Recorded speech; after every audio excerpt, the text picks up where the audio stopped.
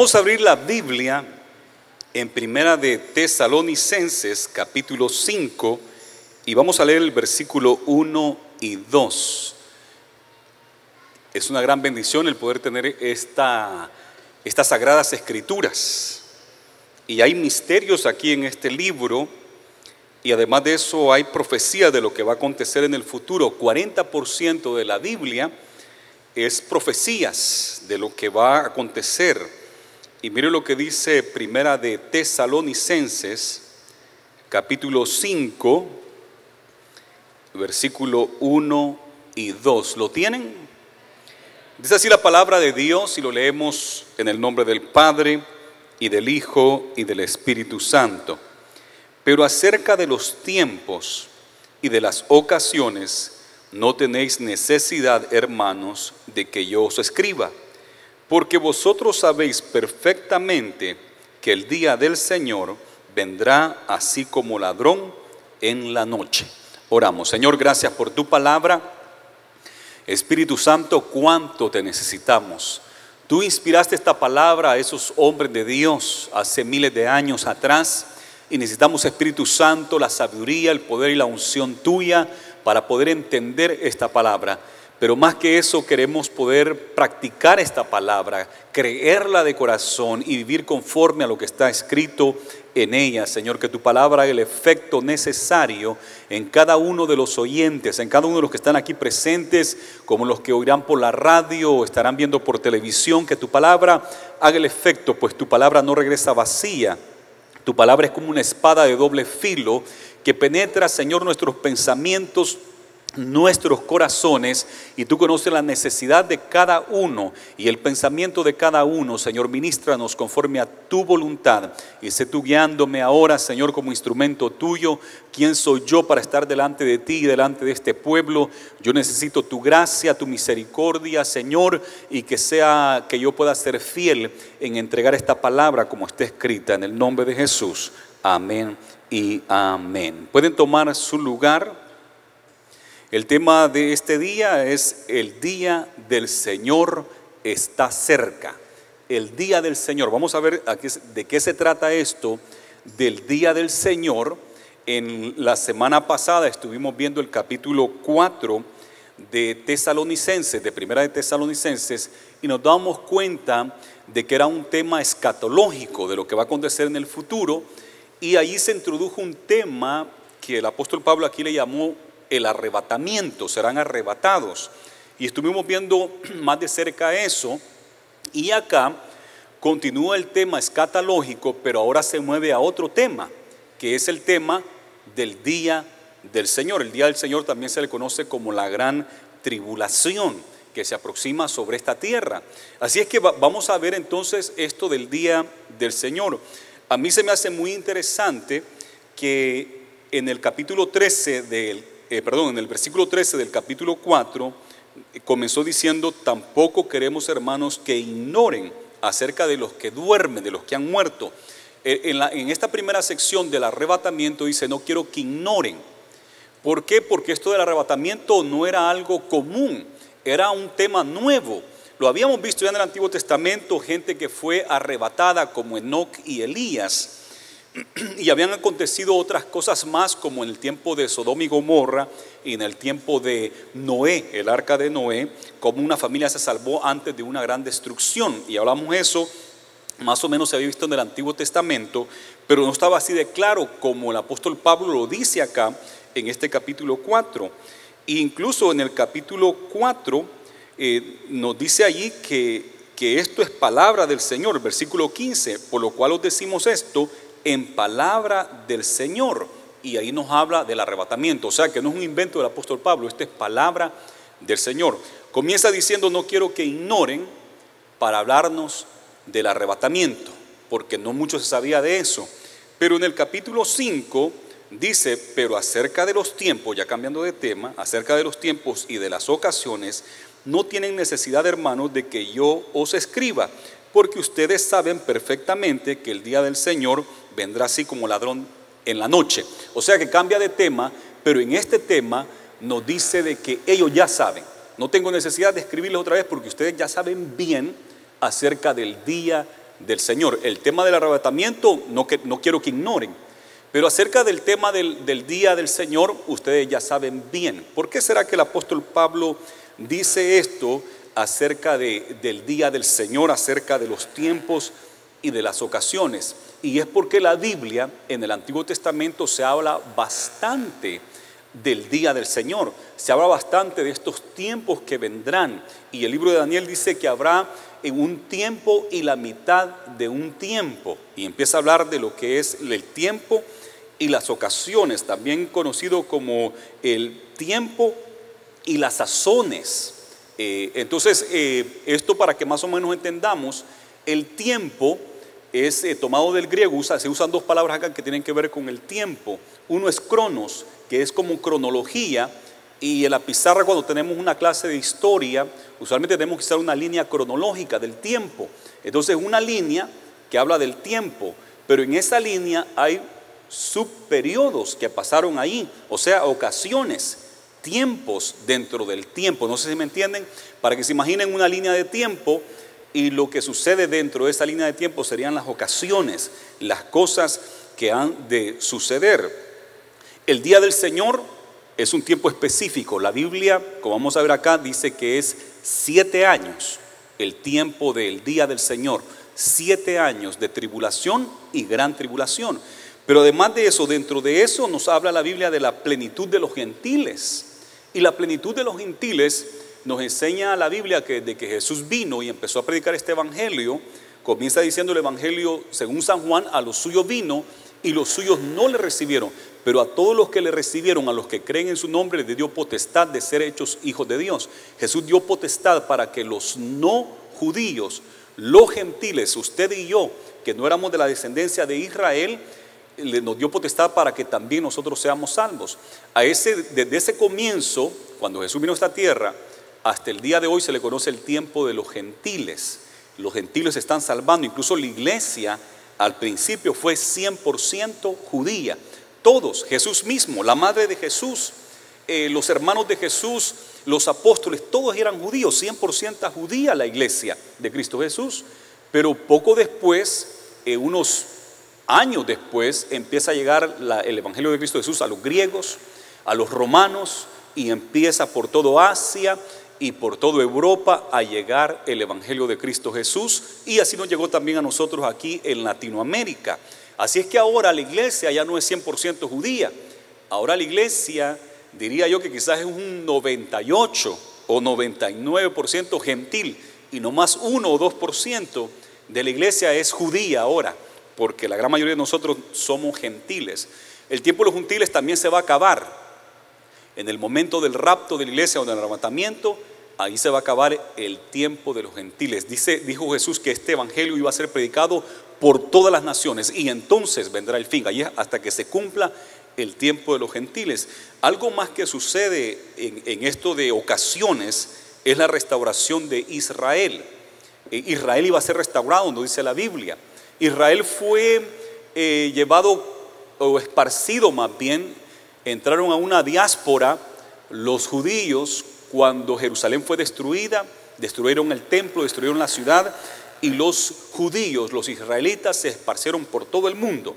Han sido perseguidos fuertemente. La última gran persecución de ellos fue por mano de Adolfo Hitler de Alemania, que mató a 6 millones de judíos, y después de eso el mundo fue conmovido y dijeron que regresen a su tierra. Y en 1948, mayo 15 de 1948, los judíos regresaron a Israel. Hoy en día escuchamos las noticias de Israel y de Jerusalén constantemente.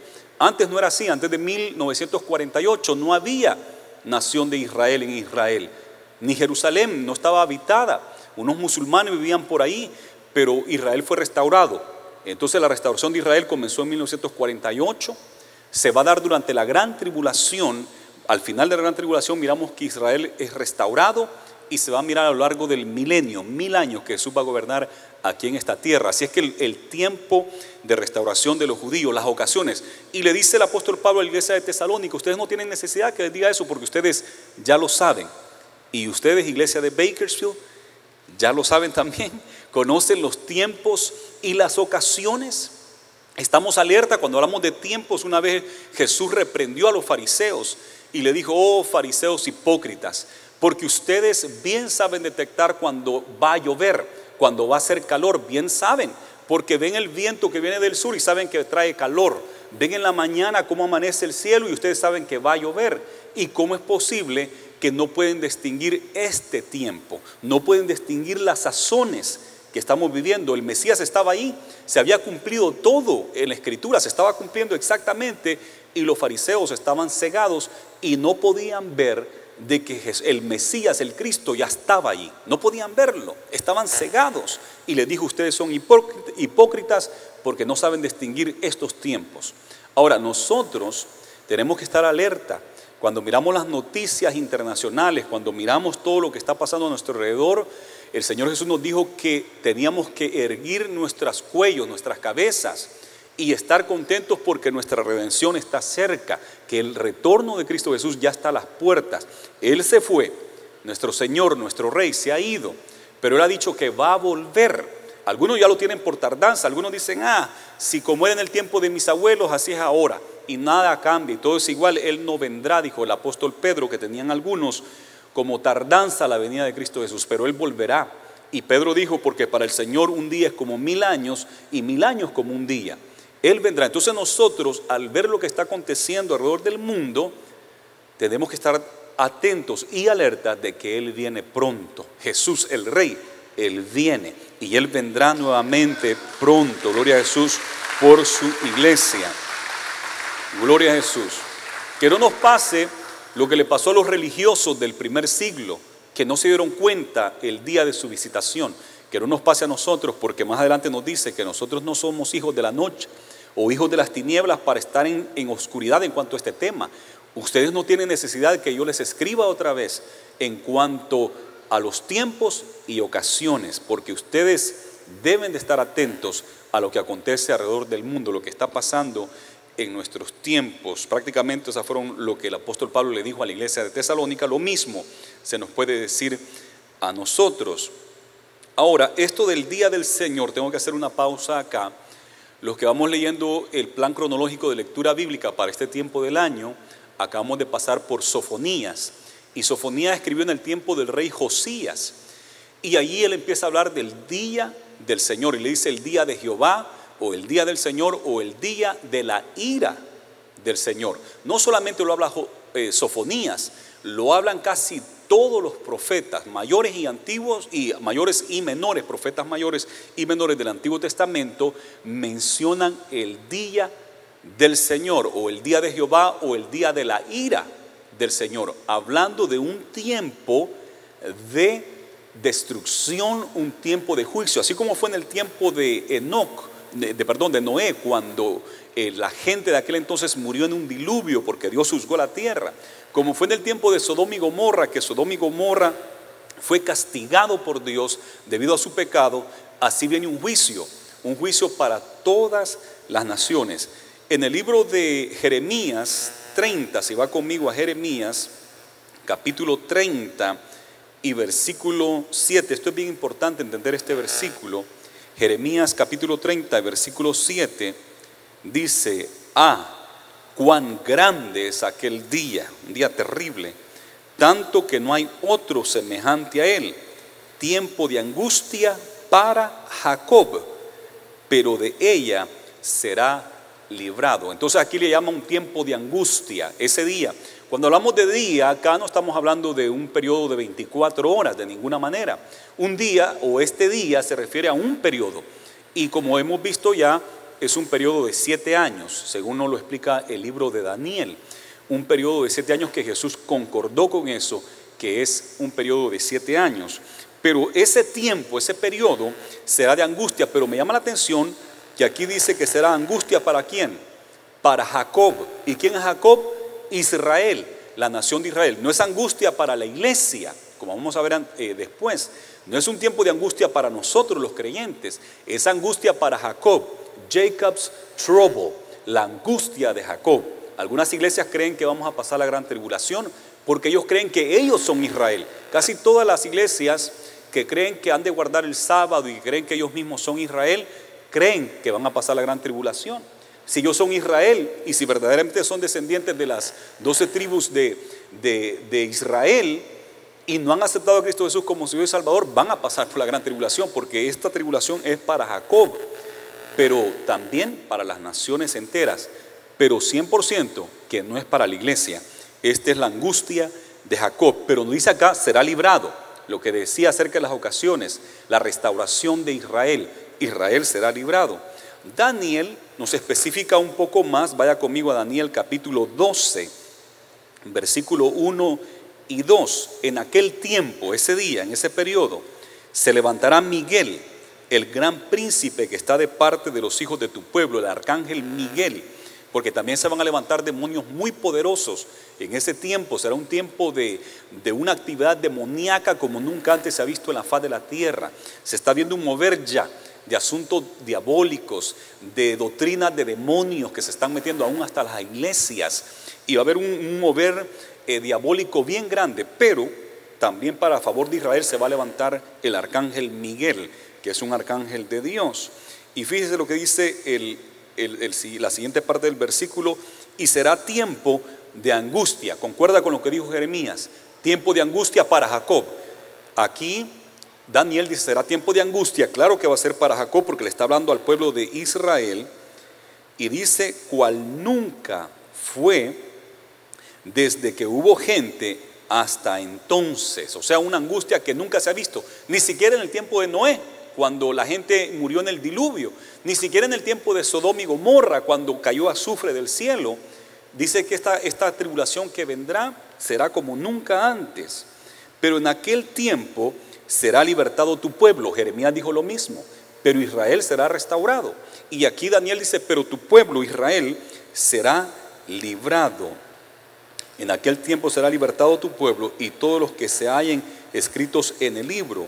Y muchos de los que duermen en el polvo de la tierra serán despertados, unos para vida eterna y otros para vergüenza y confusión perpetua. Lo que decía el apóstol Pablo: los que han dormido en el Señor, los que han muerto en el Señor van a resucitar primero, luego nosotros seremos transformados.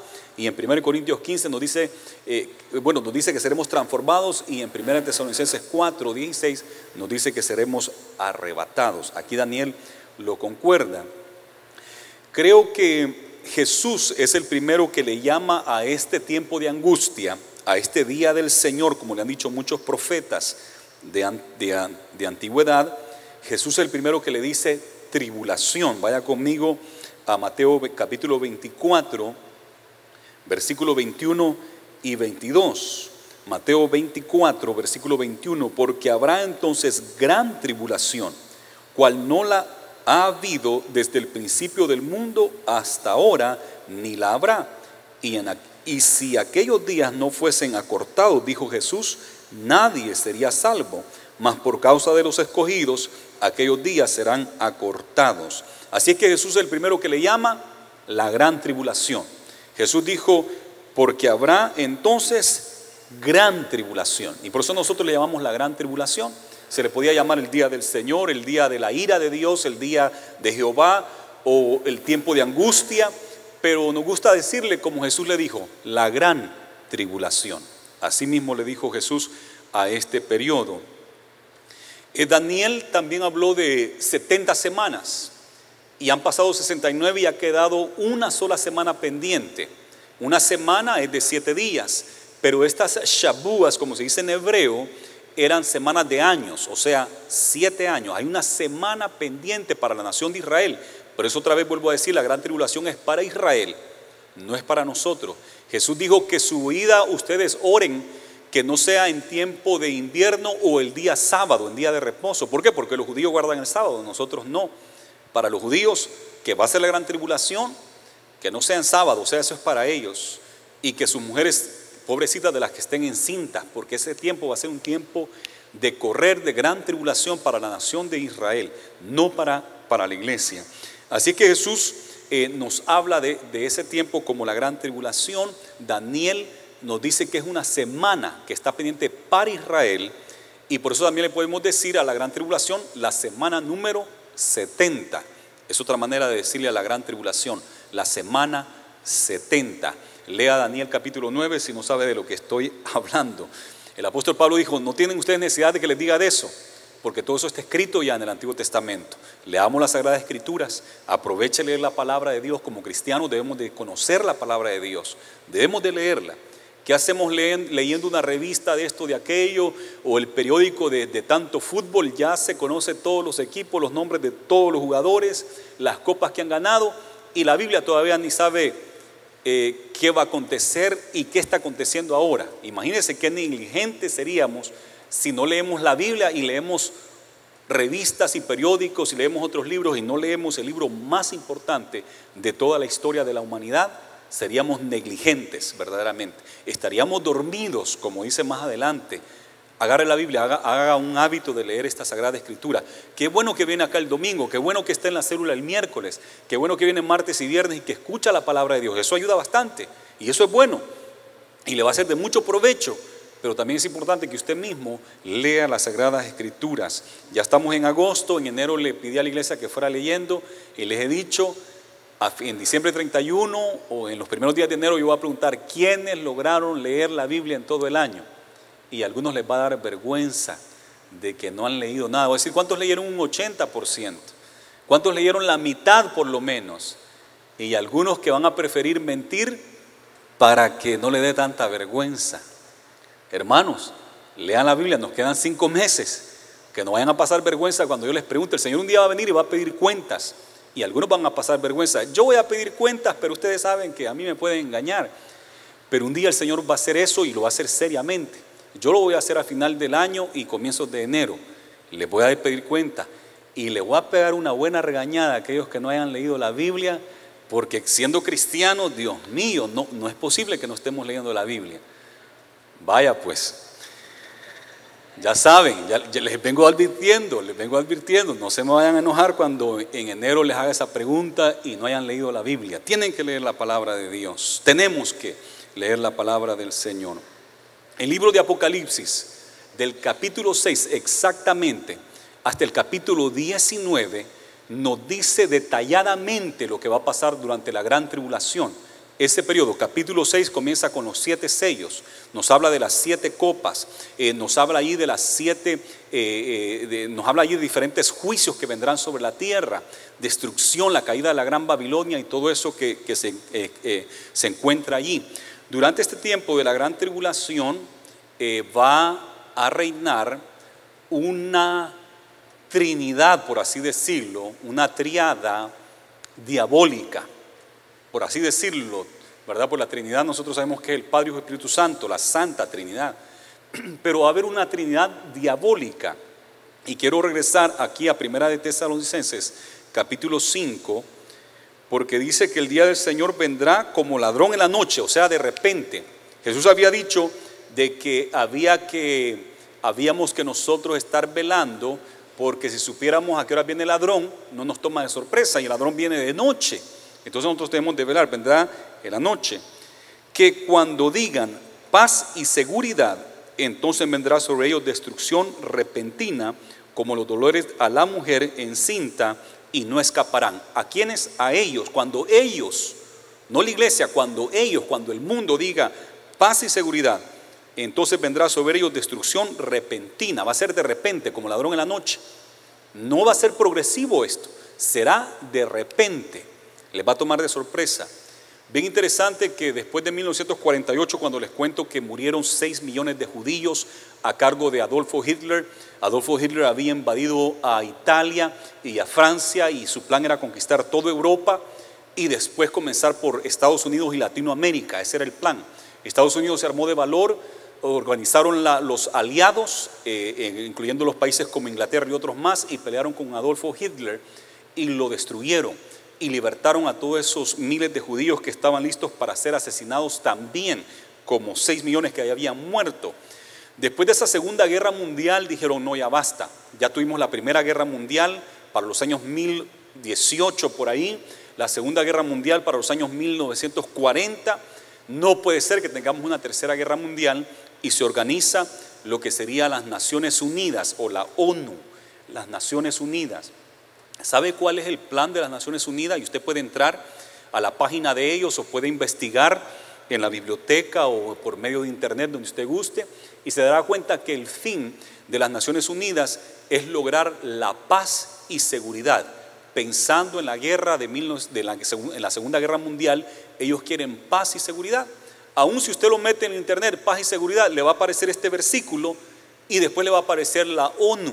Yo lo hice ahora antes de venir acá, dije voy a meter qué pasa si busco paz y seguridad. Me aparece Primera de Tesalonicenses 5:3 y me aparece la ONU. Y ahí está, paz y seguridad. Eso es lo que ellos buscan. Y cuando la ONU, cuando las Naciones Unidas, cuando la Unión Europea pueda decir hemos logrado la paz y seguridad, entonces vendrá destrucción repentina. Palabras de vida eterna, a cargo de Harry Marroquín, pastor de la Iglesia de Dios Pentecostal MI. Jesucristo te llama tiernamente, te perdona y te da la salvación. Si desea visitarnos o escribirnos, esta es nuestra dirección: 800 Monterrey Street, Bakersfield, California, 93305. Para más información, llame por favor al 661-327-5521.